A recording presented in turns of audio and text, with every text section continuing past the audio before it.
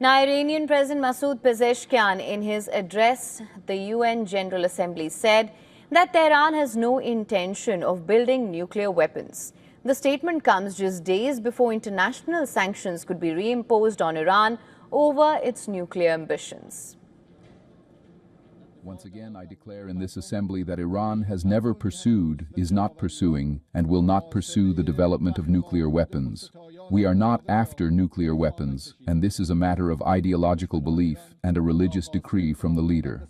Consequently, we have never sought and will never seek weapons of mass destruction. Even as Iran's president vowed to never build a nuclear bomb, the country's supreme leader Ayatollah Ali Khamenei ruled out negotiations with the US over its nuclear program, describing them as a sheer dead end.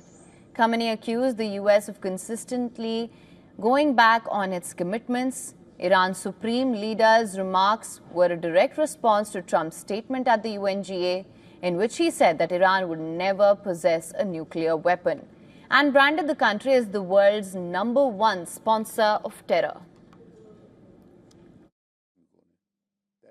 In my opinion, negotiating with the United States on the nuclear issue and perhaps on other issues is a complete dead end, meaning there is no right way, it is a complete dead end. Today, we are at a high level in terms of uranium enrichment.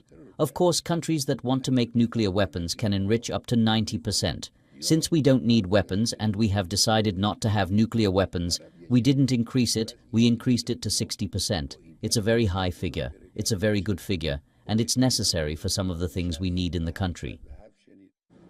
Now, French President Emmanuel Macron, also in his UNGA address, called on Iran to control its nuclear program or face UN nuclear sanctions. Later, Macron held bilateral meeting with his Iranian counterpart against the backdrop of renewed discussions between European nations and Iran to reach an agreement on controlling its nuclear program.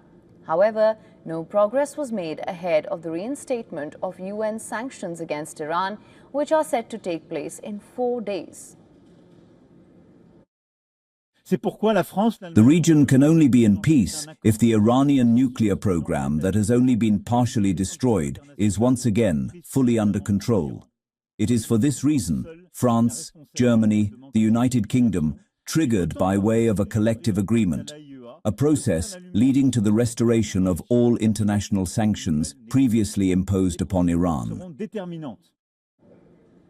Now, as the deadline for the imposition of sanctions looms, Iranian state TV has released images of documents it claims pertain to alleged Israeli nuclear activities. The materials reportedly include footage from the Dimona reactor and Israeli nuclear facilities, details on upgrades to nuclear weapons, and information on past and present Israeli projects. Iran's Minister of Intelligence says Iranian operators have uncovered valuable information from the Israeli regime, calling it an unprecedented intelligence breach into the hidden chambers of the Zionist regime. Iran's intelligence ministry said the operation extracted millions of pages of classified documents from Israel's nuclear, military and intelligence centers, along with detailed lists of individuals involved in Tel Aviv's weapons projects.